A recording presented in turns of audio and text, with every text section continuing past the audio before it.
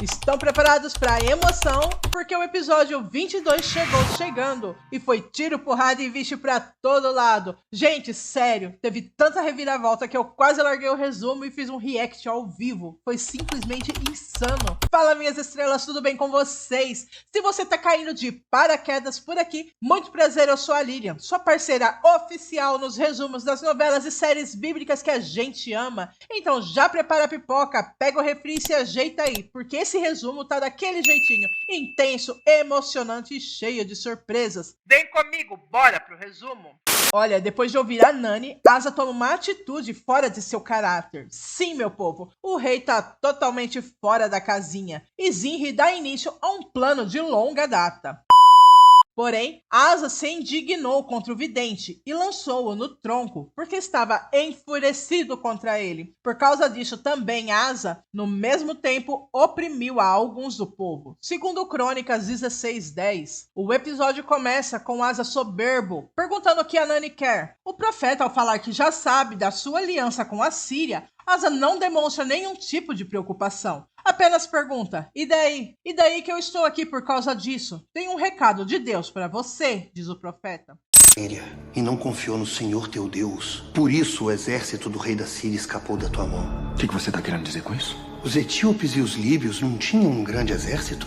Diante dessa pergunta, Asa começa a se lembrar de quantos homens eram o exército etíope. 1 milhão de homens. E Anani ainda diz que Deus os entregou nas mãos dele. E Asa volta a lembrar de quando confiou e orou a Deus naquele momento. Mas Asa não dá o braço a torcer. Diz que sim. Se lembra, mas que agora foi diferente. Anani diz que é porque agora ele, o rei, está diferente. E essa fala de Anani vem com um tom de lamento.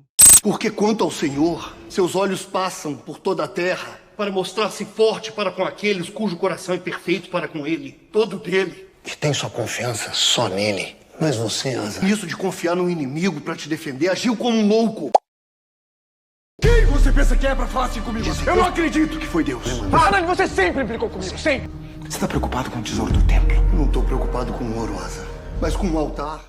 A gente vê aqui que a preocupação de Anani é sim com o rei, com o altar e o quanto Asa se afastou de Deus. Anani ainda diz que o Senhor é o altar, mas Asa despreza Deus quando deixa de confiar nele. Só que Asa endurece ainda mais o coração. Eu me pergunto por que nós somos assim. Sabe, eu tenho pessoas ao meu redor que se afastaram de Deus e muitas vezes eu falo como Anani, mas essas pessoas endurecem tanto o coração, não se voltam para Deus, acreditam que estão certas. Deus é tão puro amor, tão doce graça, por que a gente não faz a sua vontade? Por que não confiamos nele plenamente? Porque sempre queremos fazer do nosso jeito. Miseráveis homens somos. E digo isso com muita dor no coração mesmo, infelizmente. Que autoridade você tem para falar assim comigo, Anani? Logo você que não conseguia enfrentar uma mulher. Ou você pensa que eu não lembro como você era covarde com a Joela?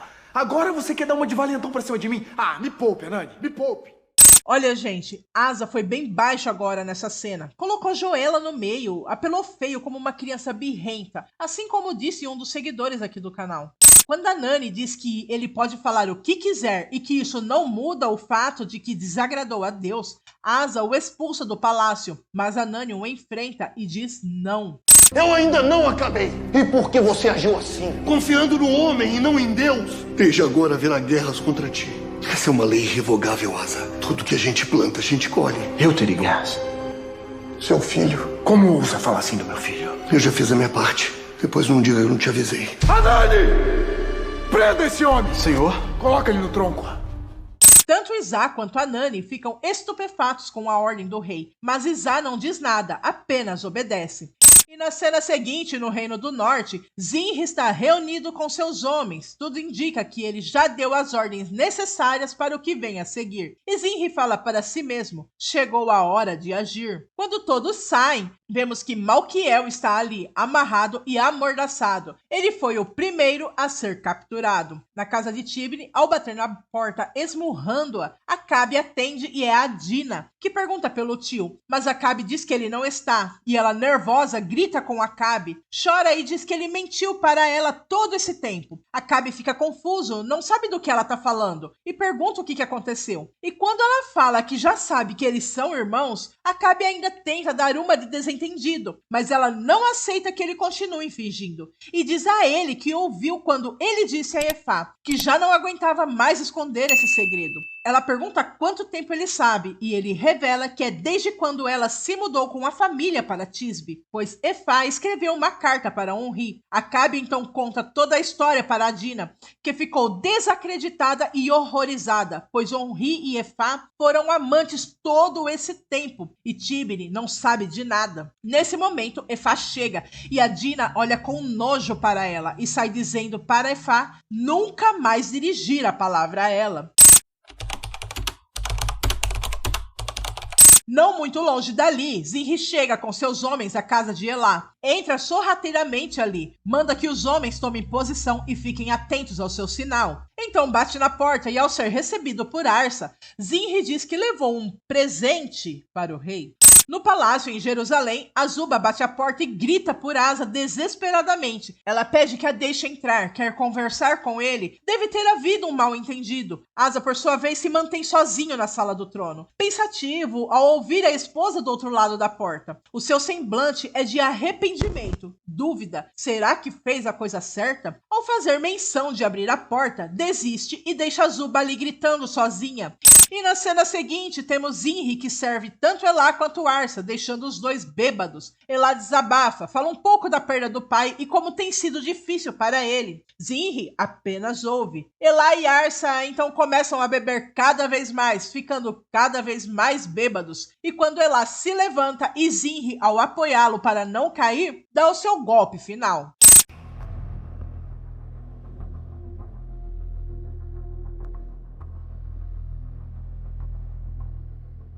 Escrevi de Senhor.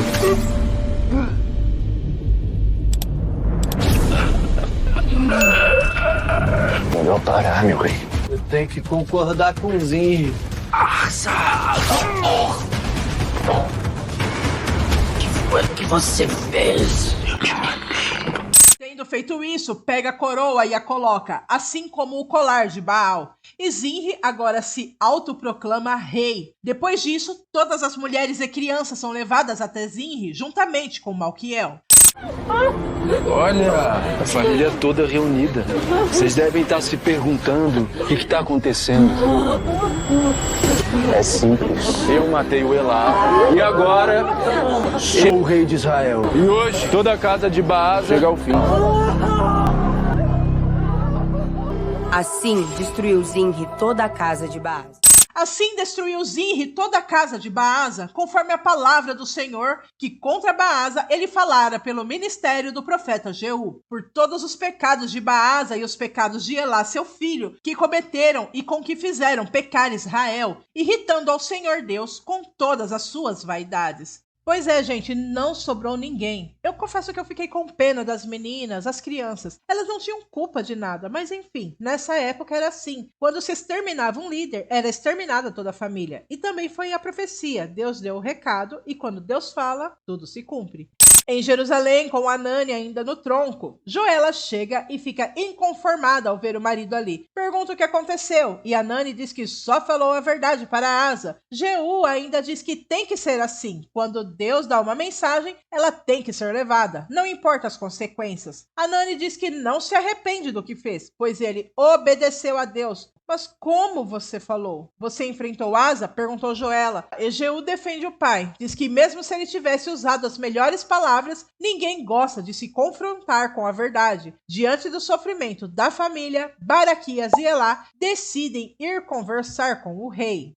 Em Gibeton, enquanto Onri conversa com seus soldados, um mensageiro chega e lhe dá a notícia do massacre armado por Zinri e que o mesmo agora se auto-intitula novo rei de Israel. Onri fica preocupado, mas seus homens ali não aceitam Zinri como rei. Afinal, quem ele pensa que é? O único digno de ser proclamado rei de Israel é Onri. E todos os homens ali começam a gritar por Onri, clamar que ele seja o novo rei. E diante da lealdade de seus homens, Ula aparece e manda que Onri vá, pois a chance de acabar com Zinri chegou. Nos arredores de Naphtali, enquanto Tibni conversa com o povo por ali, sabendo de toda a situação depois que o exército sírio invadiu, o mesmo mensageiro chega, dando a mesma notícia a Tibni. Zinri tomou o poder, e o que aconteceu com Onri acontece também com Tibni. Seus homens querem Tibni para rei e não Onri. Porém, Tibni diz que Onri é um homem honrado e fiel, totalmente capaz de ser um rei digno, e que vai falar com ele assim que voltarem, e seguem então para Tirza.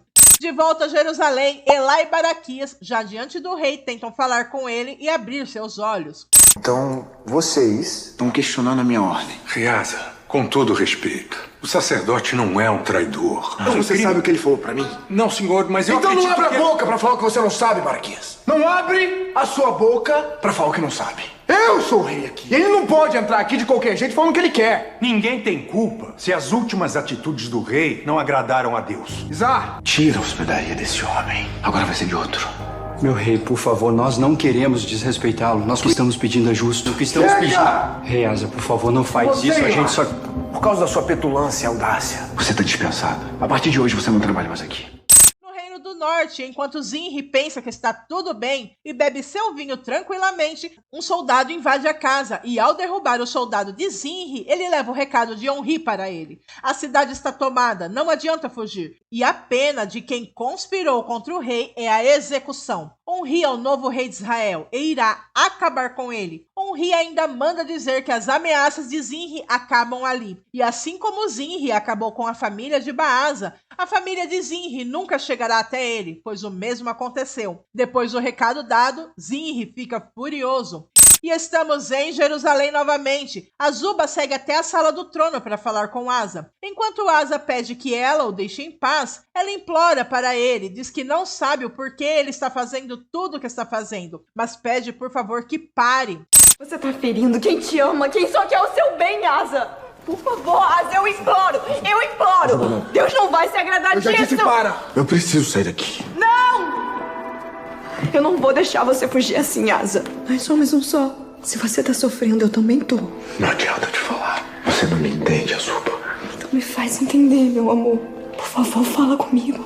Por favor. Na cena seguinte, Onri, ao chegar até Zinri, pronto para enfrentá-lo, encontra a casa em chamas. Zinri, ao invés de enfrentar Onri, preferiu atear fogo em si mesmo, assim como descrito em 1 Reis 16, dos versículos 18 ao 19.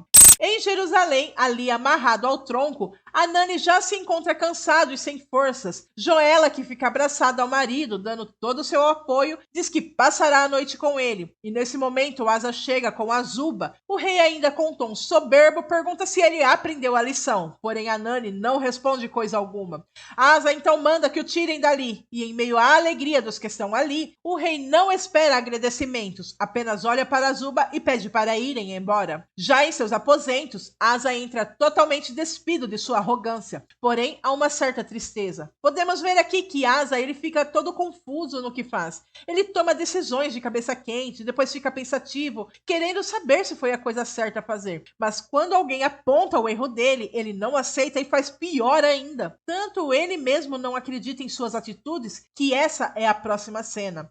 Me deixa.